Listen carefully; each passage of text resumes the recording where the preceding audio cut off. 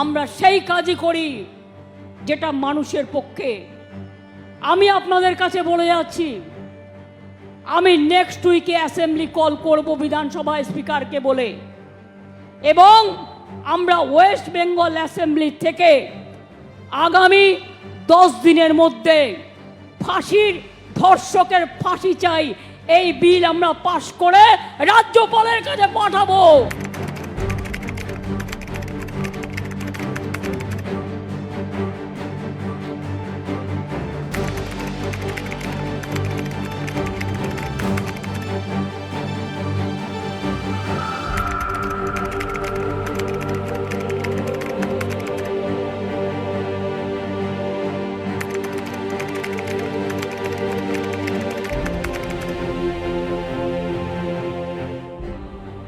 ষোলো দিন হয়ে গেল, কোথায় গেল বিচার?